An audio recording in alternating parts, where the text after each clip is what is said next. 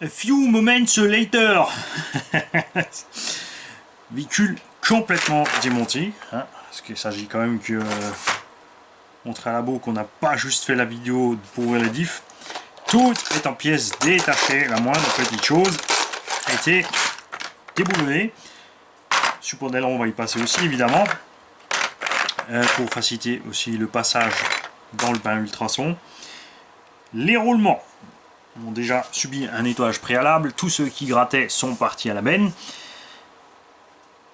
Quand vous voulez ouvrir un roulement, il vous faut une petite lame. Vous passez la petite lame soit à l'intérieur, soit à l'extérieur. Il faut voir, ça marche pas pareil sur tous les roulements. Il y a des roulements où ça va super bien. Alors, il y en a, c'est plus compliqué. En général, tu passes à l'intérieur. Ensuite, tu ne fais pas levier avec ta lame. Tu fais doucement, tu tournes un petit peu et tu vas en marche arrière. Tu ne vas pas avec le tranchant. Et tu vois, là, c'est un peu récalcitrant. Tu fais doucement. Voilà. Tu maintiens, tu vois, là, je te maintiens la bague intérieure pour pas qu'elle tourne. Et je reviens. Ce qui fait que je n'ai pas endommagé le joint. Tu vois, et là, tu vois toute la saleté qui est dedans. C'est noir. Le roulement fonctionne par contre parfaitement. Si tu veux le nettoyer, il faut enlever les deux. Ensuite, tu le mets dans un bain de dégrippant d'huile ou de dégraissant mécanique, ce que tu veux. Donc là aussi, moi, comme j'ai le bain ultrason, ben, je vais profiter du bain ultrason. Donc je te le répète, tu rentres côté lame. Et ensuite, tu fais délicatement pression. Marche arrière. Maintiens la bague. C'est là aussi qu'on voit pourquoi ces roulements Uno ils tiennent longtemps, c'est que ce joint il tient super bien. Voilà. Il y a des roulements où ça va super bien. Une fois que tu es passé en dessous, ça se déclipse tout seul, c'est parti. Là, tu as les deux côtés ouverts. Tu peux le nettoyer donc au dégraissant mécanique, nettoyant frein ou autre. Bien laisser sécher, c'est impératif. Et ensuite, le regraisser avant de le remettre. Il y a des graisses spéciales roulement, des huiles spéciales roulement. Tu peux mettre de la graisse marine par exemple. Faire gaffe, là, par contre, la graisse marine n'est pas prévue pour des grandes montées en température, puisqu'elle est censée être baignée dans l'eau à certains endroits. C'est pas la même chose. Mais bon, en général, pour les modèles réduits, ça suffit. Tu fais comme tu veux. L'avantage de la graisse marine, évidemment, c'est qu'elle est water résistante. Et donc, elle n'aura pas de souci avec la flotte. Tu prends quelque chose en compte quand même quand tu fais ça. C'est pas la peine de récupérer tous les roulements. Faut voir le prix des roulements entre la remise en état, le temps que tu passes, le dégrippant, l'huile, le machin, pour remettre ton roulement en état.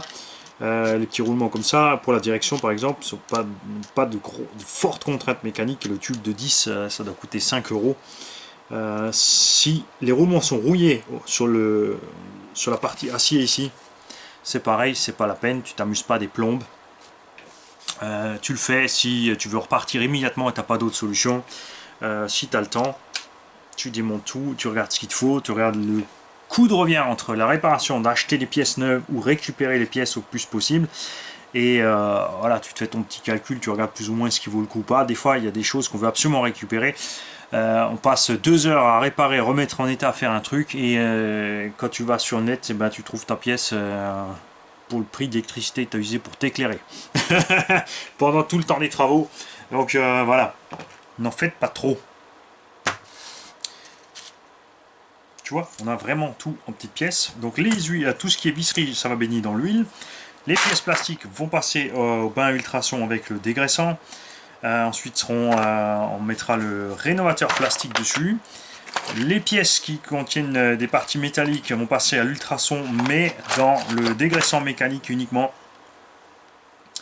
Sécher complètement. Ensuite, baigner dans de l'huile.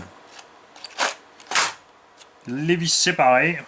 Elles seront juste baignées dans l'huile. Ensuite, on les sortira de l'huile. On mettra à sécher sur un petit un papier, quelque chose d'absorbant. Et on pourra les réutiliser. Enfin, celles que je veux réutiliser, il y en a pas mal, je pense, que je vais changer.